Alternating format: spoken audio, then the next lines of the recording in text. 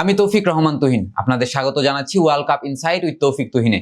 বিশ্বকাপের প্রতিটি ম্যাচ শুধু স্কোর লাইন নয়, আমরা খুঁজে বের করার চেষ্টা করব ম্যাচের ভেতরের গল্প।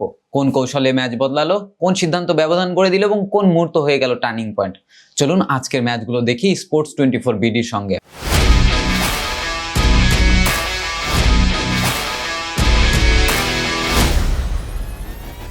হতাশাজনক ড্রয়ের মাধ্যমে বিশ্বকাপ ক্যাম্পেইন শুরু করলো Portugal. Cristiano Ronaldo, Bruno Fernandes সহ আরো অনেক তারকা থাকা সত্ত্বেও তারা বিশ্বকাপ যাত্রা মোটেও ভালোভাবে জয় দিয়ে শুরু করতে পারলো না। ডেমোক্রেটিক রিপাবলিক অফ কঙ্গোর বিপক্ষে তারা এক গোলের সমতায় শেষ করে। যে দলটা এবারের টুর্নামেন্টের অন্যতম ফেভারিট দল হিসেবে মাঠে নেমেছিল, সেই দলের এইরকম বাজে পারফরমেন্স বা এইরকম হতাশাজনক ড্র কতটুকু জাস্টিফাইড, সেটাই এখন প্রশ্নের বিষয়।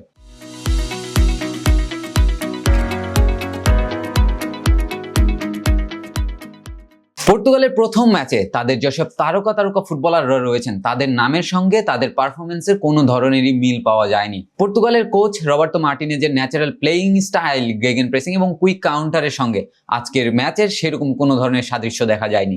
সবার কাঙ্ক্ষিত ক্রিস্টিয়ানো রোনালদো ম্যাচের মধ্যে সেরকম কোনো ইম্প্যাক্ট ফেলতে পারেননি। যে দলের মিডফিল্ড লাইন আপটা অনেক বেশি আলোচিত ছিল, সেই দলের মিডফিল্ড লাইন আপ আজকে ভালো কিছু ডেলিভার করতে ব্যর্থ হয়েছে। তবে এবার একটা সমস্যা লক্ষ্য করা যাচ্ছে, সেটা হচ্ছে ইউরোপের দলগুলো আফ্রিকান দলের বিপক্ষে বেশ সমস্যায় পড়ছে এবং পর্তুগালও এই সমস্যার সম্মুখীন হয়েছে। যেই দলের বিপক্ষে তারা ড্র করলো সেই দলের নাম ডিআর কঙ্গো, যার পূর্ণরূপ ডেমোক্রেটিক রিপাবলিক অফ কঙ্গো।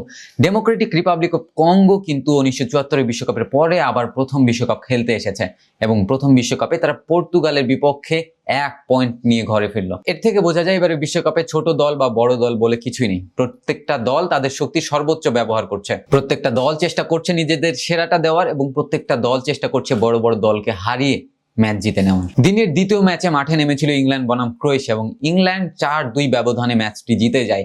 ক্রোয়েশিয়াকে কোনো ধরনের পাত্তাই দেয়নি।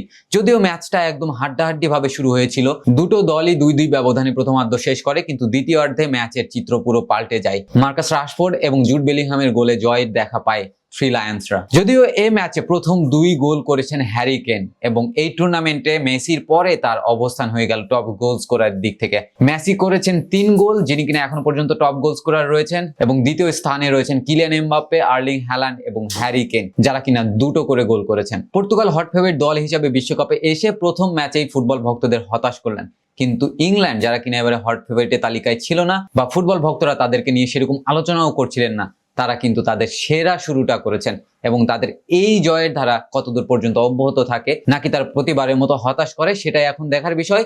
পর্তুগাল কি দ্বিতীয় ম্যাচ থেকে ঘুরে দাঁড়াতে পারে কিনা, সেটাও এখন দেখার বিষয়। এই ছিল আজকের ভিডিও, দেখা হচ্ছে পরবর্তী ভিডিওতে।